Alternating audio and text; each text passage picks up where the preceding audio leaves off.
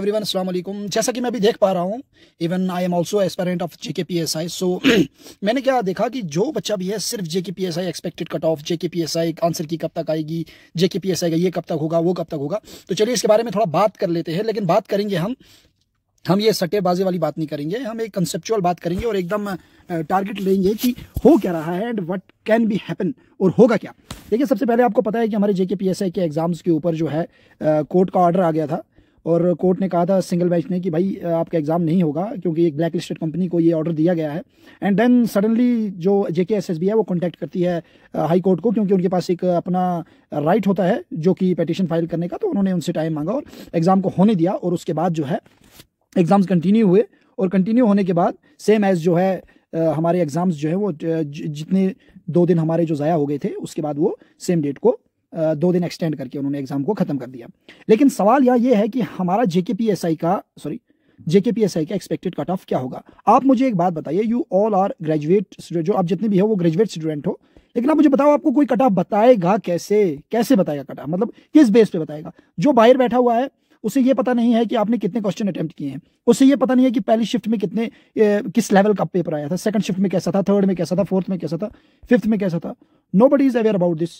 तो वो बंदा कैसे आपको ये बता पाएगा कि इन सब शिफ्ट्स में किस शिफ्ट का कितना कट ऑफ रहेगा। और उसके बाद इसमें एक और फैक्टर है, वो है नॉर्मलाइजेशन का फैक्टर। आपको उसके बाद देखिए जैसे ही आपका जो भी फॉर्मूला है M1 H1 D1 जो भी उन्होंने बनाया हुआ है, उस फॉर्मूले के बाद आपका एक्सपेक्टेड कट ऑफ होगा। लेकिन हाँ, इस बात से तो मैं आपको क्लियर कर देना चाहता हूं, जो कट ऑफ आपका पिछली बार रहा था जेकेपीएसआई का, उससे कम कट ऑफ रहेगा। This is I am damn sure about it. सच्ची बता रहा हूं लिटरली कि उससे कट ऑफ हमें कम ही रहेगा। क्योंकि नंबर एक बात यह है यहाँ पर कि इस बात से आप भी वाकिफ हैं कि जो सीबीटी होता है उसमें ट्रांसपेरेंसी तो होती है, उसमें कोई झोल झाल करने का कोई इशू रहता नहीं है। दूसरी बात यह है मेरे भाइयों की अपना जो आपने यहाँ पे किया हुआ है, जो आपने पेपर्स में अपने आंसर जो भी दिए हैं, आप इस चीज़ से खुद भी वाकिफ हैं and you are completely aware about it. जब आपने आंसर दिया तो आपने जो आंसर दिया है वो कितने सही हैं और कितने गलत हैं। अब मैं आपसे कहूँ कि आपका कट ऑफ जो है ओपन मेरिट का जाएगा भाई 92 95 और आरबीए का जाएगा जी मान लीजिए 80 to 90। तो this is one of the rubbish thing. मैं ये कहूँगा ये रबिश चीज़ें हैं, आप नहीं बता सकते भाई, आप कुछ नहीं बता सकते। अभी मैं बताऊंगा आरबीए का इतना जाएगा। हो सकता है कि आरबीए के जो स्टूडेंट्स हैं, फॉर एग्जांपल ओपन मेरिट के 50 स्टूडेंट्स पहली शिफ्ट में थे और 100 स्टूडेंट्स फोर्थ शिफ्ट में थे, और इसके बाद मान लीजिए जो पीएसपी के थे या फिर जो ओएससी के थे वो आसान शिफ्टों में थे। तो डिवाइड हुआ है भाई, ये मतलब एक कॉम्प्लेक्स है। यहाँ पर आपको कोई कुछ नहीं बता सकता that what will be the cut off. Cut off आपको कोई नहीं बता सकता। आपका सेफ स्कोर 70 भी हो सकता है, आपका सेफ स्कोर 100 भी नहीं हो सकता, ये मान के चलिए आप। लेकिन आप इस चीज को नहीं समझ रहे। जब भी देखो जेकेपीएसआई का कट ऑफ क्या रहेगा, मैंने देखा बहुत बच्चों को, अरे भाई आपने अच्छा किया है, it's okay, but it's not the right time to do these things. आपका वीएलडब्ल्यू का एग्जाम है, उसके बाद आपके दूसरे जूनियर असिस्टेंट के भी कुछ पोस्टेज हैं, उनका एग्जाम है, तो उनको आप उन पे फोकस कीजिए ना। अभी आप अभी आप देखिए, अभी मेन चीज सबसे क्या हुई है, सबसे बड़ी चीज ये हुई है कि अभी आप जो है आपका रिसेंटली एक चीज हो गई है कि आपका एक रिदम बना हुआ है, ठीक है, एक फ्लो बना हुआ है। तो उस फ्लो को आप बरकरार रखें और आप इसी तरीके से अपने जितने भी स्टडीज हैं उनको कंटिन्यू रखें और फालतू चीज़ों की तरफ मेरे भाइयों नहीं जाना है, because this is totally rubbish. आप मुझे बताइए कि आप क्या कर लोगे अगर आपको वो कट ऑफ बता भी देगा, तो आप क्या कर लोगे? कुछ नहीं कर सकते आप, यू कांट डू एनीथिंग। आप कुछ नहीं कर सकते। कट ऑफ बताएगा, क्या आपको ये श्योरिटी है कि वो कट ऑफ आपका 100% सही होगा? भाई यहाँ 60 नंबर लेने वाला बच्चा जिसके 60 नंबर हैं, अभी फॉर एग्जांपल उसकी शिफ्ट में 30, किसी की शिफ्ट में 30 करंट अफेयर्स आए हैं, किसी की शिफ्ट में 50 नहीं आए हैं, किसी की शिफ्ट में 20 आए हैं, और किसी की शिफ्ट में 20 करंट अफेयर्स हार्ड आए हैं क्योंकि करंट अफेयर्स ऑलरेडी हार्ड थे। उसके बाद क्या हुआ कि किसी की शिफ्ट में मैथमेटिक्स भी हार्ड था, किसी की शिफ्ट में मैथमेटिक्स भी हार्ड था, ठीक है, साइंस भी हार्ड थी। तो उसको क्या करोगे आप? What you can do nothing. यहाँ पर 100 नंबर लेने वाला बच्चा 70 पर आ सकता है और 70 नंबर लेने वाला बच्चा 100 पर आ सकता है। So it's all about the cut off. मत कीजिए टाइम वेस्ट, अपना पढ़ाई पे ध्यान दीजिए। Best of luck and have a great future ahead. लेकिन फालतू चीज़ें सर्च मत कीजिए, और बहुत से एग्जाम्स हैं, स्ट्रेस नहीं लेना है, कोई बात नहीं है, होती रहती हैं अप एंड डाउन। ये देखिए, जब ईसीजी चलती है ना तो वो ऐसे चलती है, ये ईसीजी ऐसे चलती है, मतलब कि जिंदगी में एक अप आएगा तो 4 डाउन आएंगे, एक अप आएगा तो 4 डाउन आएंगे, एक अप आएगा तो 4 डाउन आएंगे, लेकिन आएंगे। इसका नाम ज़िंदगी है। अपने आप को डिप्रेस नहीं होने देना है, और अपने आप को हम तब तक लड़ेंगे जब तक हम जीतते नहीं हैं। वी नेवर स्टॉप, हम उस वक्त स्टॉप होंगे जब हम जीतेंगे। We never stop when we try, we stop when we achieve. जब हम उसे हासिल करेंगे उसके बाद हम रुकेंगे। तो कोई आपको डिमोटिवेट करता है, आप स्ट्रेस, क्या स्ट्रेस है यार, कुछ स्ट्रेस नहीं है, फिर क्या हो गया, नहीं हुआ तो नहीं हुआ, खैर वो सिस्टम की कमजोरी है, मानते हैं, बट स्ट्रेस लेके क्या आप सिस्टम को ठीक कर लोगे? स्ट्रेस लेके क्या आप हाई कोर्ट का ऑर्डर को चेंज कर दोगे? आप ब्लैक लिस्टेड कंपनी को व्हाइट लिस्टेड कर दोगे? नहीं कर सकोगे। यस चिल यार, अपना खेलो कूदो, मजे करो, और हाँ लेकिन स्टडीज कंटिन्यू रखना। और मैं भी एक एस्पायरेंट हूँ यार, मैं आपको मोटिवेट कर रहा हूँ, तो आप खुद को खुद मोटिवेट नहीं कर सकते।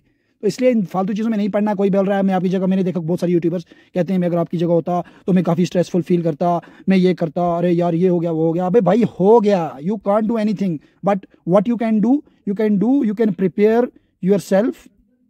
आप अपने आप को प्रिपेयर कर सकते हो, स्ट्रॉन्ग इतना मजबूत कर सकते हो कि जितने आप पुराने थे। देखिए जो पत्थर होता है ना, कोई भी पत्थर, जब कोई पत्थर तोड़ने वाला उसको हैमर से तोड़ता है ना, वो टूटता तो आखिरी ही शॉट में है, यहाँ से टूटेगा, यहाँ से टूटेगा, यहाँ से। लेकिन मेरे भाई उसने 1000 शॉट मारे होते हैं, 300 मारे होते हैं, 500 मारे होते हैं, चाहे जितने भी मारे होते हैं, मारे तो होते हैं ना।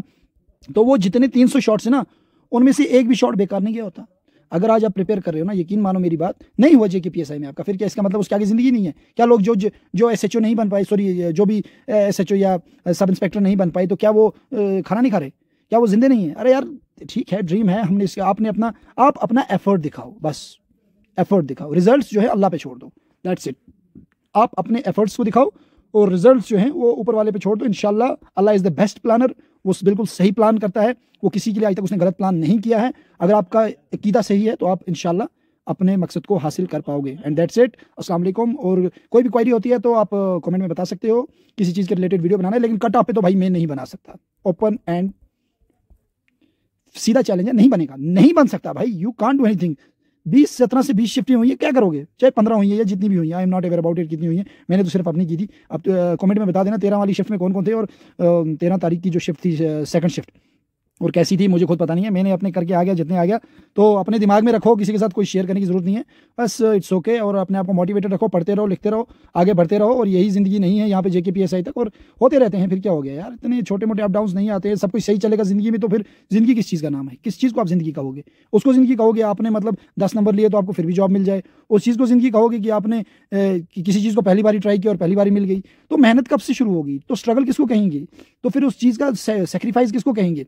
तो उस चीज़ का टेस्ट कैसे आएगा? उस चीज़ का टेस्ट आएगा, किसी भी चीज़ का टेस्ट स्ट्रगल दिखाता है। आपको टेस्ट तब आएगा जब आपको स्ट्रगल होगा। अभी स्ट्रगल ही नहीं होगा तो टेस्ट कैसे आएगा? सिंपली यार जस्ट चिल।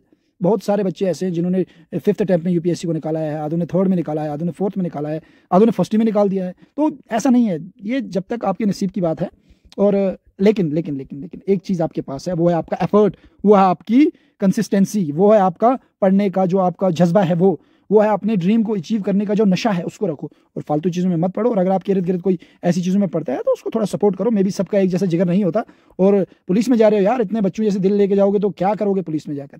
50 या 100 या 10,000 की भीड़ देख के तो आप लोगों का यार हिसाब किताब ही हवा में चला जाएगा जब इस हिसाब से चलोगे। तो जस्ट चिल यार, और don't think about this. Belt force में जा रहे हो तो जिगर को मजबूत रखो, इरादे बुलंद रखो, तो इंशाल्लाह अल्लाह सब कुछ सही करेगा। Best of luck. And channel पे नए हो तो चलो यार, सबकी तरह सब्सक्राइब करना होगा तो कर लो यार, और क्या। Thank you so much, have a nice day.